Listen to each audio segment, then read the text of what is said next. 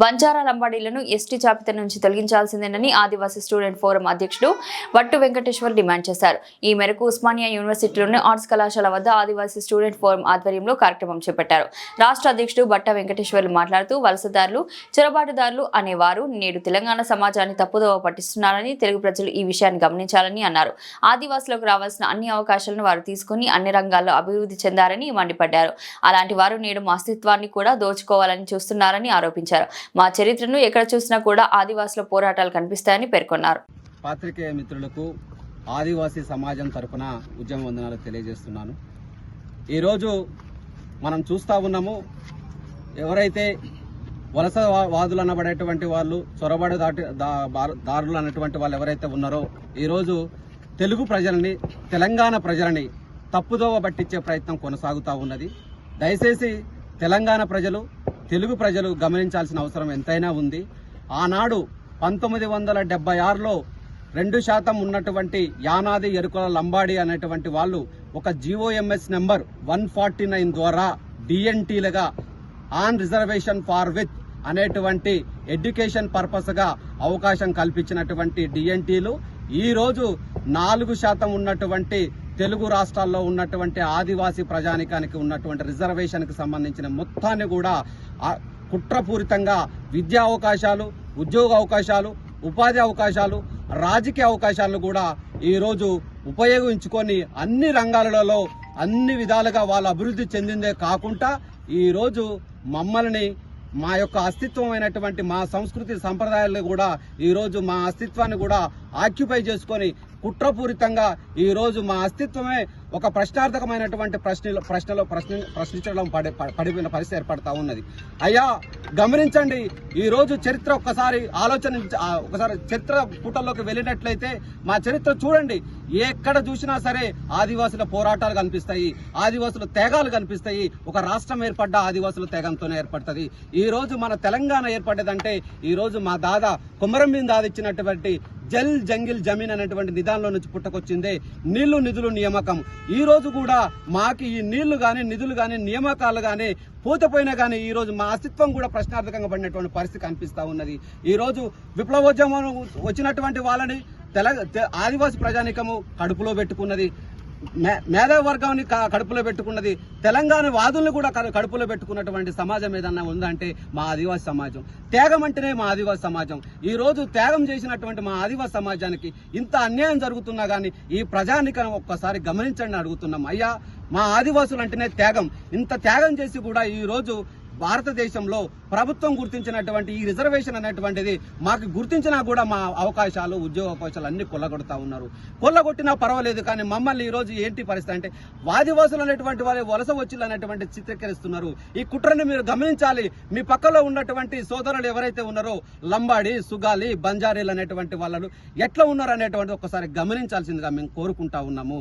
ఒకటే చెప్తున్నాము, ఈ రోజు రాజకీయంగా కూడా ఈ రోజు తెలుగు రాష్ట్రాల్లో తెలుగు ప్రజానికాన్ని ఏదైతే ఈ సుప్రీంకోర్టు అత్యున్నత న్యాయస్థానం ఏదైతే తెలంగాణ రాష్ట్రానికి అదేవిధంగా కేంద్ర ప్రభుత్వానికి నోటీస్ ఏదైతే ఇచ్చిందో ఆ అంశం పైన వాస్తవానికి ఈ రోజు ఉన్నటువంటి ప్రభుత్వము ఆన్సర్ ఇవ్వాల్సినటువంటి పరిస్థితి ఉన్నది. కానీ ఈరోజు మేము లంబాడీలు, సుగాలీలు, బంజారీలు మేమందరం కూడా 40 లక్షల పైన ఉన్నాము ఈ తెలుగు రాష్ట్రాలలో, అంటే తెలంగాణ రాష్ట్రంలో.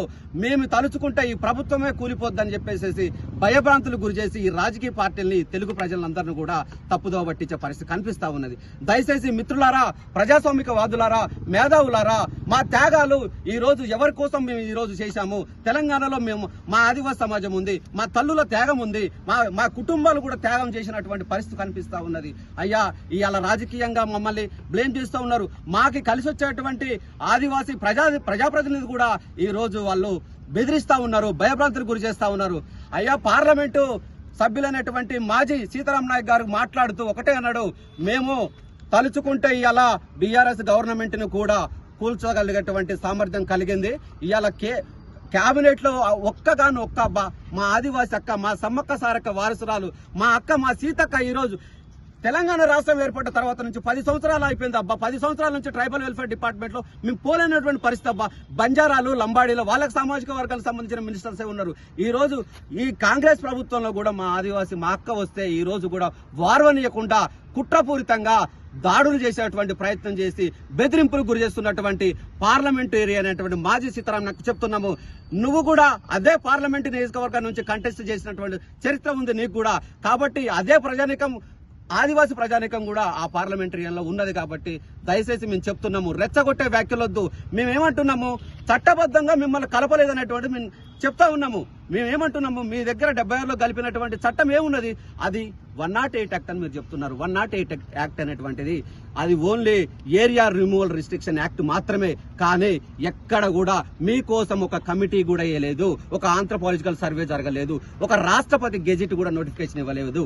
అట్లాంటిది ఏమీ జరగకుండా కూడా ఈ రోజు మా రిజర్వేషన్ ఉపయోగించుకొని విద్య, ఉద్యోగ, ఉపాధి, రాజకీయ అన్ని రంగాలలో మీరు అభివృద్ధి చెందిందే కాకుండా మా యొక్క అస్తిత్వాన్ని కూడా ఈ రోజు మమ్మల్ని తప్పుతో పట్టి మమ్మల్ని అసలు ఆదివాసులు కాదని చెప్పి మాట్లాడుతున్న పరిస్థితి. కాబట్టి అయ్యా, తెలుగు ప్రజలైనటువంటి మీరు, తెలంగాణ ప్రజలైనటువంటి మీరు, విప్లవోద్యమం వహించినటువంటి ఉద్యమకారులు, అదేవిధంగా ప్రజాస్వామికవాదులు, మేధావులు అందరూ కలిసి ఇవాళ మా గొంతుకై కలిసి మాకి సపోర్టుగా మద్దతుగా ఉండండి అని చెప్పేసి మా ఆదివాసీ సమాజం తరపు నుంచి మేము విన్నవించుకుంటా ఉన్నాము.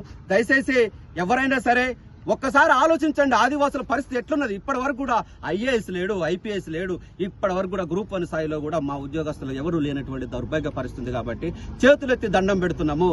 ఈ ఒక్కసారైనా సరే వాళ్ళు నిజంగా కలిపి ఉంటే మాత్రం మేము యాక్సెప్ట్ చేస్తాం. కాబట్టి కలపలేదు ఇంకా, అయినా కూడా ఇంకా 50 సంవత్సరాలు మమ్మల్ని వెనక నెట్టబోయబడ్డారు. కాబట్టి ఈ యొక్క సుప్రీంకోర్టు అంశం విషయంలో మేము ఎక్కడ కూడా రెచ్చగొట్టే వ్యాఖ్యలు చేయట్లేదు. ఏదున్నా న్యాయ పోరాటం చేస్తున్నాము. రాజ్యాంగబద్ధంగా ఇలా దేశంలో అత్యున్నత న్యాయస్థానం మేము వెళ్ళి మా గోడని విన్నవించుకోవడానికి వెళ్ళి ఈ రోజు చేస్తుంటే దాన్ని కూడా తప్పుదోవ పెట్టించే ప్రయత్నం చేస్తున్నారు తెలుగు ప్రజల్ని, తెలంగాణ వాదులను కూడా.